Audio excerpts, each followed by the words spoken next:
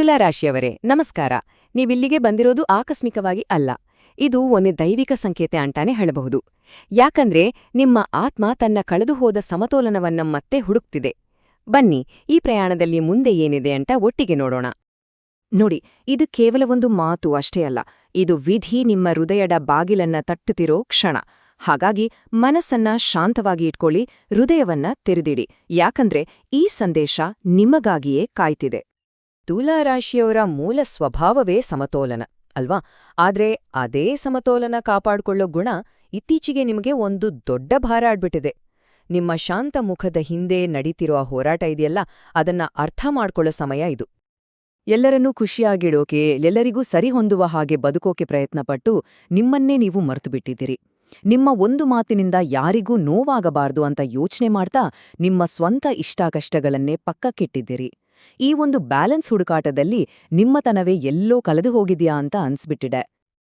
ನಿಮ್ಮ ಮನಸ್ಸಿನೊಳಗೆ ಎಷ್ಟೇ ಅಸಮಾಧಾನ ಇದ್ರೂ ಹೊರಗೆ ಒಂದು ನಗುವಿನಿಂದ ಎಲ್ಲವನ್ನೂ ನಿಭಾಯಿಸ್ಕೊಂಡು ಬಂದಿದ್ದೀರಿ. ಅಂದುಕೊಂಡ ಕೆಲಸ ಆಗದೇ ಇದ್ದಾಗ, ನಂಬಿದ ಸಂಬಂಧಗಳಲ್ಲೇ ಏರುಪೇರಾದಾಗ ಆ ನೋವನ್ನೆಲ್ಲ ಒಂದು ನಗುವಿನ ಹಿಂದೆ ಬಚ್ಚಿಟ್ಕೊಂಡಿದ್ದೀರಿ. ನಿಮ್ಮ ಪ್ರಕಾರ ಯಾವುದು ಸರಿ, ಯಾವುದು ನ್ಯಾಯವೋ ಅದಕ್ಕೆ ಪದೇ ಪದೇ ಪೆಟ್ಟು ಬಿದ್ದಿದೆ. ನಿಮ್ಗೆ ಅನ್ಯಾಯ ಆಗಿದೆ ಅಂತ ಗೊತ್ತಿದ್ರೂ ಅದನ್ನ ಹೇಳ್ಕೊಳ್ಳೋಕಾಗ್ದೆ ಆ ನೋವನ್ನ ಮೌನದಲ್ಲೇ ಸಹಸಿಕೊಂಡಿದ್ದೀರಿ. ಅದೇ ಮೌನ ಈಗ ಒಂದು ದೊಡ್ಡ ಬಂಡೆಯ ಹಾಗೆ ನಿಮ್ಮ ಮನಸ್ಸಿನ ಮೇಲೆ ಕೂತಿದೆ ಅಲ್ವಾ? ಯಾಕೆ ಯಾವಾಗ್ಲೂ ನಾನೇ ಕಾಂಪ್ರಮೈಸ್ ಆಗ್ಬೇಕು? ಈ ಪ್ರಶ್ನೆ ನಿಮ್ಮ ಮನಸ್ಸಲ್ಲಿ ಎಷ್ಟು ಸಾರಿ ಬಂದಿರ್ಬೋದು, ಹೌದಲ್ವಾ? ಇದು ನಿಮ್ಮ ಸಹನೆಯ ಕಟ್ಟೆ ಒಡೆಯುತ್ತಿರುವುದರ ಸಂಕೇತ. ಆದ್ರೆ ಒಂದ್ ವಿಷಯ ನೆನ್ಪಿಟ್ಟಿರಿ, ಇದೆಲ್ಲಕ್ಕೂ ಒಂದು ಕಾರಣ ಇದೆ. ಇದು ಕಾರಣವಿಲ್ಲದೆ ನಡೀತಿಲ್ಲ. ಈಗ ಆ ನಿರ್ಣಾಯಕ ತಿರುವಿನ ಸಮಯ ಬಂದಿದೆ. 2026ರ ಜನವರಿ ಮತ್ತು ಫೆಬ್ರವರಿ ತಿಂಗಳುಗಳು ಕೇವಲ ಕ್ಯಾಲೆಂಡರ್ ಪೇಜ್ಗಳಲ್ಲ, ಅವು ನಿಮ್ಮ ಜೀವನದ ದಿಕ್ಕನ್ನೇ ಬದಲಾಯಿಸೋಕೆ ಬರ್ತಿವೆ. ಸ್ವತಃ ವಿಧಿಯೇ ನಿಮ್ಮ ಜೀವನದ ತಕ್ಕಡಿಯನ್ನ ಸರಿಮಾಡೋಕೆ ಮುಂದಾಗಿದೆ. ಸರಿ, ಈ ಬದಲಾವಣೆಯ ಪ್ರಯಾಣ ಹೇಗಿರುತ್ತೆ ಅಂದ್ರೆ, ಜಾನ್ವರಿ ಶುರುವಿನಲ್ಲಿ ನಿಮ್ಮ ಹಳೆ ಕರ್ಮದ ಲೆಕ್ಕಾಚಾರಗಳು ಸೆಟಲ್ ಆಗುತ್ತೆ. ಜಾನ್ವರಿ 6 ಸಂಕಷ್ಟಿ ಚತುರ್ಥಿಯ ದಿನ ನಿಮ್ಮೊಳಗೆ ಒಂದು ಸಣ್ಣ ಆದ್ರೆ ತುಂಬಾನೇ ಪವರ್ಫುಲ್ ಆದ ಬದಲಾವಣೆ ಶುರುವಾಗುತ್ತೆ. ಫೆಬ್ರವರಿಯಲ್ಲಿ ದಾರಿ ಇನ್ನೂ ಸ್ಪಷ್ಟವಾಗುತ್ತೆ. ಮತ್ತೆ ಫೆಬ್ರವರಿ 15 ಮಹಾಶಿವರಾತ್ರಿಯ ದಿನ ಈ ಬದಲಾವಣೆ ತನ್ನ ಪೀಕ್ ತಲುಪುತ್ತೆ. ಗೊತ್ತಾ, ಈ ಬದಲಾವಣೆಗಳು ನಿಮಗೊಬ್ಬರಿಗೆ ಆಗ್ತಿಲ್ಲ. ಈ ಆಧ್ಯಾತ್ಮಿಕ ಪ್ರಯಾಣದಲ್ಲಿ ಕೆಲವು ದೈವಿಕ ಶಕ್ತಿಗಳೇ ನಿಮ್ಮ ಜೊತೆ ಇವೆ. ಆ ಶಕ್ತಿಗಳು ಯಾವೋ, ಅವು ಹೇಗೆ ಕೆಲ್ಸ ಮಾಡುತ್ತವೆ ಅಂತ ನೋಡೋಣ ಬನ್ನಿ. ಮೊದಲನೇದಾಗಿ, ಈ ಇಡೀ ಪ್ರಕ್ರಿಯೆಯನ್ನ ಶುರು ಮಾಡೋದೇ ಗಣಪತಿ. ಎಲ್ಲರ ಮಾತನ್ನೂ ಕೇಳಲೇಬೇಕು, ಎಲ್ಲರನ್ನೂ ಒಪ್ಪಿಸ್ಲೇಬೇಕು ಅನ್ನೋ ಒತ್ತಡ ಇದೆಯಲ್ಲ, ಅದರಿಂದ ನಿಮ್ಮನ್ನ ಹೊರಗೆ ತರೋದೇ ಗಣೇಶ. ಬಹುಶಃ ಇದೇ ಮೊದಲ ಬಾರಿಗೆ ನಿಮ್ಮ ಮನಸ್ಸು ನಿಮ್ಗೋಸ್ಕರ ಮಾತಾಡೋಕೆ ಶುರು ಮಾಡುತ್ತೆ. ಇನ್ನು ಶಿವತತ್ವ. ಶಿವ ಅಂದ್ರೆ ಗದ್ದಲಲ್ಲ, ಸೈಲೆಂಟ್ ಆಗಿ ಆದ್ರೆ ಪರ್ಫೆಕ್ಟ್ ಆಗಿ ನಿಮ್ಮ ಜೀವನದಲ್ಲಿರೋ ಏರುಪೇರನ್ನ ಸರಿಮಾಡುವ ಶಕ್ತಿ ಅದು. ನಿಮ್ಮೊಳಗೆ ಒಂದು ಅಚಲವಾದ ಧೈರ್ಯವನ್ನ ಜಾಗೃತಗೊಳಿಸುವ ಸೈಲೆಂಟ್ ಪ್ರೊಟೆಕ್ಟರ್ ಆತ. ನೀವು ಇಲ್ಲಿವರೆಗೂ ಅನುಭವಿಸಿದ ಆ ಗೊಂದಲಗಳು, ಆ ವಿಳಂಬಗಳು ಇದೆಯಲ್ಲ, ಅದೆಲ್ಲ ಶನಿಯ ಪಾಠಗಳು. ಶನಿ ಅಂದ್ರೆ ಶಿಕ್ಷೆ ಅಂತ ಅನ್ಸ್ಕೋಬೇಡಿ, ಅದು ನ್ಯಾಯ. ನಿಮ್ಗೆ ಪಾಠ ಕಲಿಸೋ ಒಬ್ಬ ಗುರು. ನಿಮ್ಮನ್ನ ನೀವು ಗೌರವಿಸೋದನ್ನ, ನಿಮ್ಮ ಒಳಗಿನ ಸತ್ಯ ಏನು ಅನ್ನೋದನ್ನ ಕಲಿಸ್ಲಿಕ್ಕಾಗಿಯೇ ಆ ಪಾಠಗಳು ಬೇಕಾಗಿದ್ವು. ಈ ಸಮಯದಲ್ಲಿ ಗುರುವಿನ ಪ್ರಭಾವ ಸ್ಪಷ್ಟವಾಗಿ ಕಾಣಿಸತ್ತೆ. ಯಾರೋ ಹೇಳಿದ ಒಂದು ಮಾತು, ಎಲ್ಲೋ ಓದಿದ ಒಂದು ಲೈನ್ ಹೌದಲ್ಲ ಅಂತ ನಿಮ್ಮ ಮನಸ್ಸಿಗೆ ಕ್ಲಿಕ್ ಆಗತ್ತೆ. ಇಲ್ಲಿವರೆಗೂ ಯಾವ ವಿಷಯದಲ್ಲಿ ನಿರ್ಧಾರ ತಗೊಳ್ಳೋಕೆ ಆಗ್ತಿರ್ಲಿಲ್ವೋ ಅಲ್ಲಿ ಒಂದು ದಾರಿ ಕಾಣಿಸುತ್ತೆ. ಇದೇ ಗುರು ತಂದುಕೊಡೋ ಕ್ಲಾರಿಟಿ.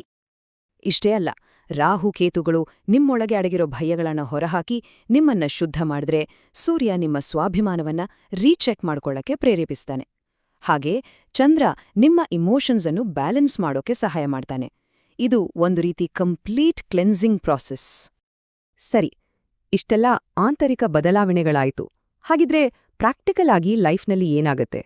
ಸಂಬಂಧ, ಕೆಲಸ, ದುಡ್ಡಿನ ವಿಷಯಗಳಲ್ಲಿ ನಿಮ್ಮ ಪವರನ್ನ ನೀವು ಹೇಗೆ ವಾಪಸ್ ಪಡೀತೀರಿ? ನೋಡೋಣ ಬನ್ನಿ. ಇದೊಂದು ತುಂಬಾನೇ ದೊಡ್ಡ ಬದಲಾವಣೆ. ಮೊದಲು ನೀವು ಯಾವಾಗ್ಲೂ ಕೊಡೋರೇ ಆಗಿದ್ರಿ. ಆದ್ರೆ ಇನ್ಮುಂದೆ ಸ್ವೀಕರಿಸೋದನ್ನು ಕಲಿತೀರಿ. ಬೇರೆಯವರಿಂದ ವ್ಯಾಲಿಡೇಷನ್ ಹುಡುಕೋದ್ಬಿಟ್ಟು ನಿಮ್ಮ ಒಳಗಿನ ಶಕ್ತಿಯ ಮೇಲೆ ನಂಬಿಕೆ ಇಡ್ತೀರಿ. ಗೊಂದಲದ ನಿರ್ಧಾರಗಳ ಬದಲು ಕ್ಲಿಯರ್ ಆಗಿ ಆಕ್ಷನ್ ತಗೊಳ್ತೀರಿ. ಎಲ್ಲವನ್ನೂ ಸಹಿಸ್ಕೊಂಡು ಹೋಗುವ ಬದಲು ನಿಮ್ಗೆ ಗೌರವ ಕೊಡುವ ಜನರನ್ನೇ ಆಕರ್ಷಿಸ್ತೀರಿ. ಫೆಬ್ರವರಿ 15, 2026 ಮಹಾಶಿವರಾತ್ರಿಯ ದಿನ. ಇದು ಈ ಇಡೀ ಬದಲಾವಣೆಯ ಕ್ಲೈಮ್ಯಾಕ್ಸ್. ಆ ದಿನ ನಿಮ್ಮೊಳಗಿನ ಆ ಗಿಲ್ಟ್ ಫೀಲಿಂಗ್, ನಿಮ್ಮನ್ನೇ ನೀವು ಕಡಿಮೆ ಅಂದುಕೊಳ್ಳೋ ಸ್ವಭಾವ ಎಲ್ಲವೂ ಶಿವನ ಕೃಪೆಯಿಂದ ದೂರ ಆಗೋಕೆ ಶುರುವಾಗುತ್ತೆ. ಹಳೆ ಭಾರಗಳೆಲ್ಲ ನಿಮ್ಮಿಂದ ಕಳಚಿ ಬೀಳುವ ದಿನ ಅದು. ಓಕೆ, ಈ ಹೊಸದಾಗಿ ಸಿಕ್ಕಿರೋ ಶಕ್ತಿಯನ್ನ, ಈ ಸ್ಪಷ್ಟತೆಯನ್ನ ನಮ್ಮಲ್ಲೇ ಉಳಿಸ್ಕೊಳ್ಳೋಕೆ ಏನ್ ಮಾಡ್ಬೇಕು? ಅದಕ್ಕೆ ಕೆಲವು ಸಿಂಪಲ್ ಆದ ಅಭ್ಯಾಸಗಳಿವೆ. ಬನ್ನಿ ಅವು ಯಾವುವು ಅಂತ ತಿಳ್ಕೊಳ್ಳೋಣ. ನೋಡಿ, ಇವು ತುಂಬಾನೇ ಸರಳವಾದ ಅಭ್ಯಾಸಗಳು. ಪ್ರತಿದಿನ ಬೆಳಗ್ಗೆ ಒಂದು ದೀಪ ಹಚ್ಚಿ ನಿಮ್ಮ ಎಲ್ಲ ಚಿಂತೆಗಳನ್ನು ಆ ಬೆಳಕಿಗೆ ಅರ್ಪಣೆ ಮಾಡಿ. ಸೋಮವಾರ ಶಿವನಿಗೆ ನೀರು ಅಥವಾ ಹಾಲಿನ ಅಭಿಷೇಕ ಮಾಡಿ ಮನಸ್ಸಿನ ಭಾರ ಇಳಿಸ್ಕೊಳ್ಳಿ. ಮಂತ್ರ ಹೇಳುವಾಗ ಬರೀ ಶಬ್ದಗಳ ಮೇಲೆ ಅಲ್ಲ, ಅದರ ಹಿಂದಿನ ಭಾವನೆಯ ಮೇಲೆ ಗಮನ ಕೊಡಿ. ಹಾಗೆ ನಿಮ್ಮ ಶಕ್ತಿಗೆ ಅನುಸಾರವಾಗಿ ದಾನ ಮಾಡಿ. ಇದು ಕರ್ಮದ ಬ್ಯಾಲೆನ್ಸ್ ಕಾಪಾಡುತ್ತೆ. ನೆನಪಿಟ್ಕೊಳ್ಳಿ, ಇನ್ಮುಂದೆ ನಿಮ್ಮ ದೊಡ್ಡ ಶಕ್ತಿ ಎಂದ್ರೆ ಶಿಸ್ತು, ಸತ್ಯ ಮತ್ತು ಆತ್ಮಗೌರವ. ಇವು ಮೂರು ನಿಮ್ಮ ಹೊಸ ಬ್ಯಾಲೆನ್ಸ್ಡ್ ಲೈಫ್ಗೆ ಫೌಂಡೇಶನ್ ಆಗ್ಲಿವೆ. ತುಲಾರಾಶಿಯವರೇ, ನೀವು ಒಬ್ರೇ ಇಲ್ಲ. ನಿಮ್ಮ ಪ್ರತಿಯೊಂದು ಮೌನ ನೋವನ್ನು ವಿಧಿ ಗಮನಿಸಿದೆ. ನೀವು ಪಟ್ಟ ಪ್ರತಿಯೊಂದು ನೋವಿಗೂ ಒಂದು ಅರ್ಥ ಇತ್ತು. ಅದು ನಿಮ್ಮನ್ನು ಈ ಕ್ಷಣಕ್ಕೆ, ಈ ಅರಿವಿಗೆ ತಂದು ನಿಲ್ಲಿಸುವುದಕ್ಕಾಗಿ. ಶಿವನ ಕೃಪೆ ನಿಮ್ಮ ಮೇಲೆ ಸದಾ ಇರ್ಲಿ. ನಿಮ್ಮ ಮನಸ್ಸಿಗೆ ಶಾಂತಿ ಸಿಗಲಿ, ಹೃದಯಕ್ಕೆ ಧೈರ್ಯ ಬರ್ಲಿ ಮತ್ತು ಜೀವನದಲ್ಲಿ ಆ ಸಮತೋಲನ ಮತ್ತೆ ಸಿಗಲಿ. ನಿಮ್ಮ ಪ್ರತಿ ಹೆಜ್ಜೆಯೂ ಸುರಕ್ಷಿತವಾಗಿರ್ಲಿ. ಹರ ಹರ ಮಹಾದೇವ್. ತುಲಾರಾಶಿಯವರೇ, ನಮಸ್ಕಾರ. ನೀವಿಲ್ಲಿಗೆ ಬಂದಿರೋದು ಆಕಸ್ಮಿಕವಾಗಿ ಅಲ್ಲ. ಇದು ಒಂದು ದೈವಿಕ ಸಂಕೇತ ಅಂತಾನೆ ಹೇಳಬಹುದು. ಯಾಕಂದ್ರೆ ನಿಮ್ಮ ಆತ್ಮ ತನ್ನ ಕಳೆದುಹೋದ ಸಮತೋಲನವನ್ನ ಮತ್ತೆ ಹುಡುಕ್ತಿದೆ. ಬನ್ನಿ, ಈ ಪ್ರಯಾಣದಲ್ಲಿ ಮುಂದೆ ಏನಿದೆ ಅಂತ ಒಟ್ಟಿಗೆ ನೋಡೋಣ. ನೋಡಿ, ಇದು ಕೇವಲ ಒಂದು ಮಾತು ಅಷ್ಟೇ ಅಲ್ಲ. ಇದು ವಿಧಿ ನಿಮ್ಮ ಹೃದಯದ ಬಾಗಿಲನ್ನ ತಟ್ಟುತ್ತಿರೋ ಕ್ಷಣ. ಹಾಗಾಗಿ ಮನಸ್ಸನ್ನ ಶಾಂತವಾಗಿ ಇಟ್ಕೊಳ್ಳಿ, ಹೃದಯವನ್ನ ತೆರೆದಿಡಿ. ಯಾಕಂದ್ರೆ ಈ ಸಂದೇಶ ನಿಮಗಾಗಿಯೇ ಕಾಯ್ತಿದೆ. ತುಲಾರಾಶಿಯವರ ಮೂಲ ಸ್ವಭಾವವೇ ಸಮತೋಲನ ಅಲ್ವಾ? ಆದ್ರೆ ಅದೇ ಸಮತೋಲನ ಕಾಪಾಡ್ಕೊಳ್ಳೋ ಗುಣ ಇತ್ತೀಚೆಗೆ ನಿಮಗೆ ಒಂದು ದೊಡ್ಡ ಭಾರ ಆಡ್ಬಿಟ್ಟಿದೆ. ನಿಮ್ಮ ಶಾಂತ ಮುಖದ ಹಿಂದೆ ನಡೀತಿರೋ ಹೋರಾಟ ಇದೆಯಲ್ಲ, ಅದನ್ನ ಅರ್ಥ ಮಾಡ್ಕೊಳ್ಳೋ ಸಮಯ ಇದು. ಎಲ್ಲರನ್ನೂ ಖುಷಿಯಾಗಿಡೋಕೆ, ಎಲ್ಲರಿಗೂ ಸರಿಹೊಂದುವ ಹಾಗೆ ಬದುಕೋಕೆ ಪ್ರಯತ್ನಪಟ್ಟು ನಿಮ್ಮನ್ನೇ ನೀವು ಮರ್ತುಬಿಟ್ಟಿದ್ದೀರಿ. ನಿಮ್ಮ ಒಂದು ಮಾತಿನಿಂದ ಯಾರಿಗೂ ನೋವಾಗಬಾರ್ದು ಅಂತ ಯೋಚನೆ ಮಾಡ್ತಾ ನಿಮ್ಮ ಸ್ವಂತ ಇಷ್ಟಾಕಷ್ಟಗಳನ್ನೇ ಪಕ್ಕಕ್ಕಿಟ್ಟಿದ್ದೀರಿ. ಈ ಒಂದು ಬ್ಯಾಲೆನ್ಸ್ ಹುಡುಕಾಟದಲ್ಲಿ ನಿಮ್ಮತನವೇ ಎಲ್ಲೋ ಕಳೆದು ಹೋಗಿದ್ಯಾ ಅಂತ ಅನ್ಸ್ಬಿಟ್ಟಿದೆ. ನಿಮ್ಮ ಮನಸ್ಸಿನೊಳಗೆ ಎಷ್ಟೇ ಅಸಮಾಧಾನ ಇದ್ರೂ ಹೊರಗೆ ಒಂದು ನಗುವಿನಿಂದ ಎಲ್ಲವನ್ನೂ ನಿಭಾಯಿಸ್ಕೊಂಡು ಬಂದಿದ್ದೀರಿ. ಅಂದುಕೊಂಡ ಕೆಲಸ ಆಗದೇ ಇದ್ದಾಗ, ನಂಬಿದ ಸಂಬಂಧಗಳಲ್ಲೇ ಏರುಪೇರಾದಾಗ ಆ ನೋವನ್ನೆಲ್ಲ ಒಂದು ನಗುವಿನ ಹಿಂದೆ ಬಚ್ಚಿಟ್ಕೊಂಡಿದ್ದೀರಿ. ನಿಮ್ಮ ಪ್ರಕಾರ ಯಾವುದು ಸರಿ, ಯಾವುದು ನ್ಯಾಯವೋ ಅದಕ್ಕೆ ಪದೇ ಪದೇ ಪೆಟ್ಟು ಬಿದ್ದಿದೆ. ನಿಮ್ಗೆ ಅನ್ಯಾಯ ಆಗಿದೆ ಅಂತ ಗೊತ್ತಿದ್ರೂ ಅದನ್ನ ಹೇಳ್ಕೊಳ್ಳೋಕಾಗ್ದೆ ಆ ನೋವನ್ನ ಮೌನದಲ್ಲೇ ಸಹಸಿಕೊಂಡಿದ್ದೀರಿ.